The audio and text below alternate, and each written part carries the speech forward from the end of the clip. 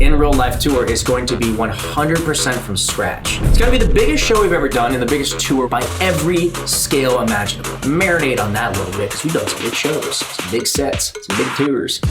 We're gonna blend and blur the lines more than we ever have, to the point where we're bringing Gustavo Rock, aka Stephen Kramer Glickman, and Joe, aka Caitlin Tarver. The show is gonna be almost like a theatrical performance if it's done half as well as I want it to be. And anybody wondering, are you gonna play this song? Well, if it was in an episode, then yes, we are. We have just come to almost the final design of our set, and I can't say anything more. I'm not even gonna hint at what it is, but I'm gonna tell you that it is huge, and it is awesome. We are actively looking to expand the tour. We already have certain countries, certain conversations going where we are routing the tour, so it's going to happen, but until it is locked in, we have the dates, I can't say it, we haven't all been in the same room together since we filmed the TV show. So this really is nostalgic for us as well. I don't think we're gonna do a show like this again, at least not for a long time. Okay, yeah, usually I like to speak about more personal things, but you know what's also personal, but not solo project personal, but still personal, because it's a big part of my life, big part of me. It's Big Time Rush. So, a bunch of y'all have been asking about the upcoming tour, and I'm gonna do my best not to give away any secrets, because I gotta be honest. Every once in a while, it'll be something that I said on a live, on a TikTok live or an Instagram live in the gym usually, gym, and I do my best to not give away too much, but every once in a while, the guys, Kendall, Logus, that's Carlos and Logan together. On occasion, will come up and go, James, did you say this thing? And I go, no, maybe. So we're not giving away anything, we're very clear. No spoiler alerts. But I want to talk to you a little bit about the upcoming tour. Okay, so we are just now getting into rehearsals, but for months have been planning and ideating, thinking about what the show is going to be. Well, let me talk about where we're going first. You know that we're playing all over the US, and I hope we're playing a city near you or close where you can drive. Please come out and see us. You know that we're then going and playing UK and Europe, and we've already added on 3-4 more shows because you guys have been so amazing, and venues are already selling out. I don't know what to say when things like that happen other than just, I thank God, I thank fans, and I feel such an immense amount of gratitude, right? We could play shows a 10th the size and still be happy and still make a great living. So truly a blessing. And without giving away any spoiler alerts, I know there's a lot of other countries, a lot of other fans all over the world that want us to go, and we are actively looking to expand the tour. So what that means is we already have certain countries, certain conversations going where we are routing the tour, so it's going to happen, but until it is locked in, we have the dates, I can't say it, because then people get excited and then it might change. That's how touring goes. It's a crazy process. Think about how many different cities you want to play and how long of a distance it is to get between them. We have to route it based on venue availability, how fast the trucks can get there, and then us in buses or planes. If they can't get there fast enough, we need 2 sets. I mean, there's like so many logistics, it's crazy. Give me a break here, and don't say I'm holding out on you guys, because I'm giving you as much dirt as I can, but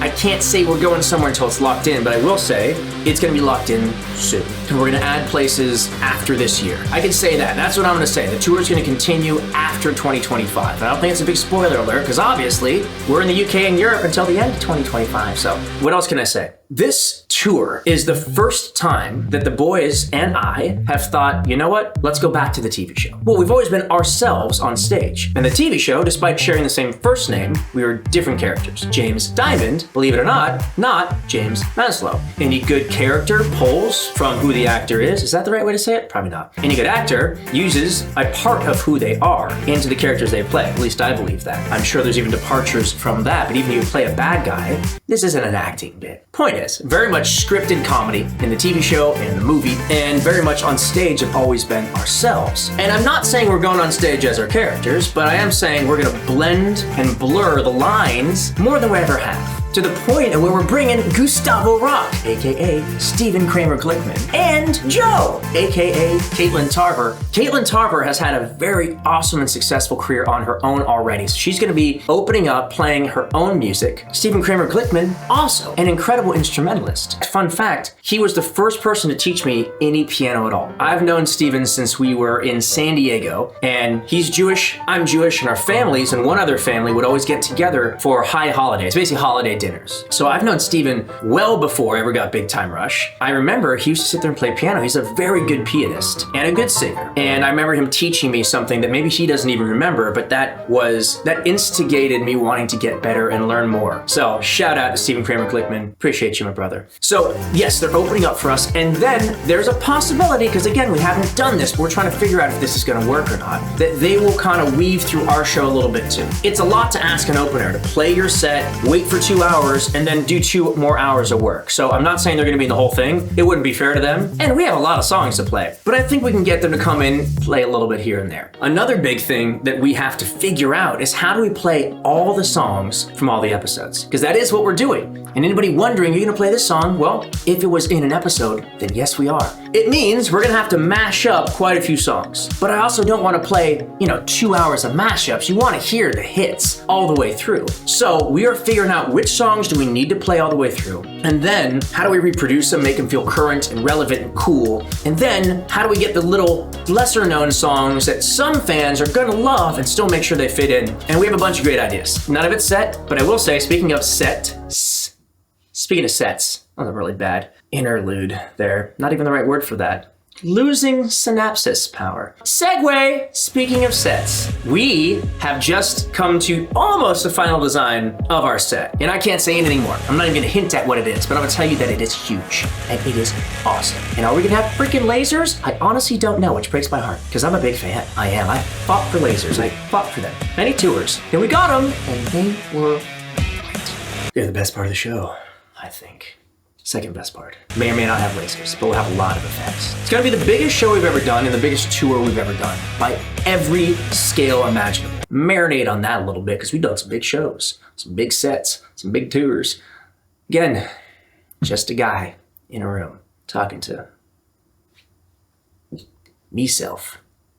All right, what else? We had a fun conversation, entirely sarcastic, about what wardrobe we're gonna wear on this. I presented an all-white concept. I'm for it, I know you're for it. I can see you smiling, maybe cheering, maybe giggling. I was like, why not an all-white worldwide outfit? No one else went for it. If we pull it off, I think you'd be happy. If we don't, it wasn't because I didn't try, okay? I do think we're gonna have something that goes a little bit nostalgic, but like a modern nostalgia, if that makes sense. But also, you gotta keep in mind, we're playing amphitheaters. A lot of these shows are outside, and it's gonna be like 100 to 115 degrees. I think we went on in Phoenix last summer, there was 117 degrees. So when you think about what you're gonna wear, we're just gonna take it off. I mean, seriously, like sometimes I'll go and be like, oh man, jeans and this cool jacket, and then 2 songs in, I will pass out straight up. So that's coming off. I'll be in a tank top or just maybe no shirt at all. Point is, not trying to thirst trap this right now. I'm just saying we'll look uniform for a few songs. Maybe take a little breaksy in the middle. Maybe cool it off. A little fan, a little water, a little hydration stick. I've never done one during a show. Weird thing I just said that, but I feel like it'd be a smart thing to do. You should do a lot of tequila. Not doing that this summer. Taking a year off of drinking, actually, by the way.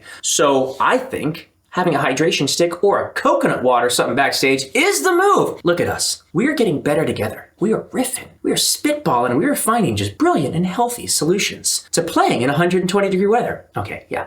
Still over 100. It's hot. It's real hot. For what that's worth, that whole bit on wardrobe, which ultimately is very little, because I have no specifics. We are working it out. Let me just talk about the logistics of touring, from routing, which we touched on a little bit, to even, okay, we designed this whole huge set. You then have to figure out how many pieces does it take? How much room does it take up? So how many trucks do you need to fit them in? And then if you want a bunch more screens, every time you add screen, eventually after a certain amount of square footage or whatnot, you need another person to operate as you add more crew. So then how many crew buses do we need? It is a gigantic puzzle. We have an amazing team over at faculty, our management, who helps us piece this all together, and we have amazing teammates from stage design to production management. Man, it is a whole team, and I cannot thank the Big Time Rush team enough. We literally could not put these shows on without an enormous amount of help and brilliant minds around us. So I get to sit back as the artist with the guys and throw out crazy ideas, and then it's their job to come back to us and try not to break our hearts and tell us, well, we can't necessarily do this version, but we can do this version.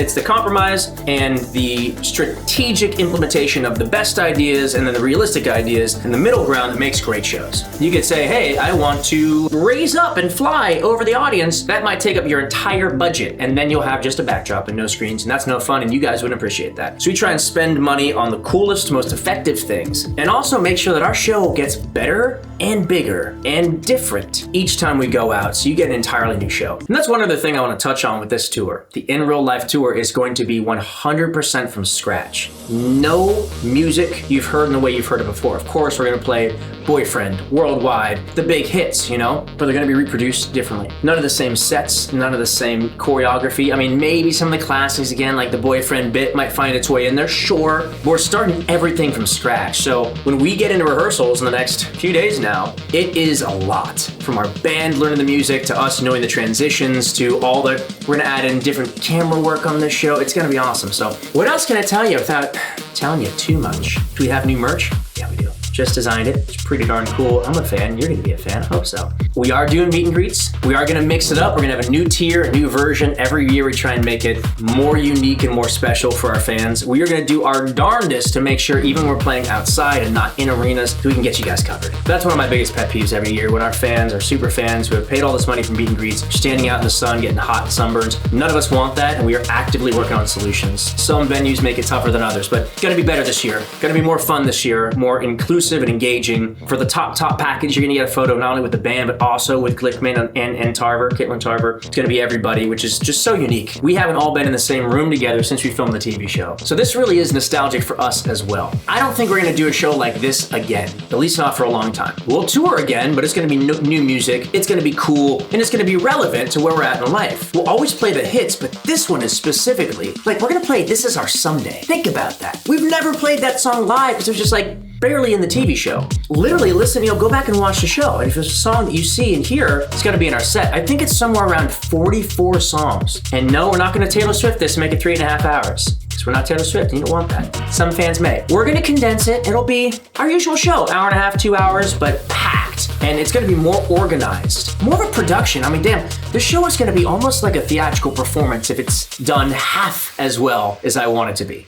I promise you guys it's going to be amazing because that is where Big Time Rush shines. The guys and I are more comfortable on stage performing, I think, than anywhere else. Dare I say, that is the best part of the band, and it's what we do the best and what we enjoy the most. Seeing your faces, sing along, dance with us, your minds be blown every night when you don't expect something to happen, a light, an explosion, a song, choreography. We put on a damn good show. And this one is going to be brand new, top to bottom. It's going to be big. I can't say it's a hard one to say right now. It's going to be big.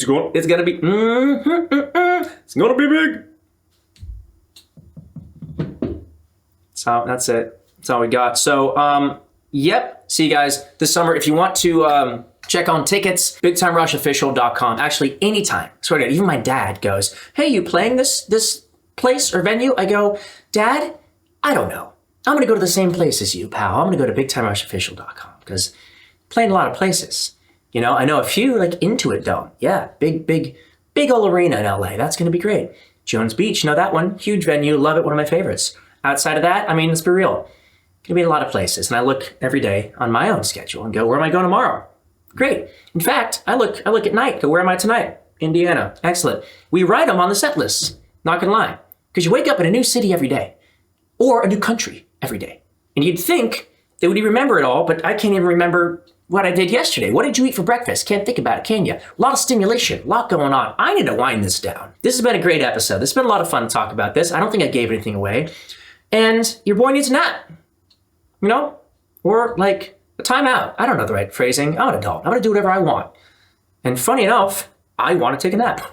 Welcome to growing up. Okay, bye now.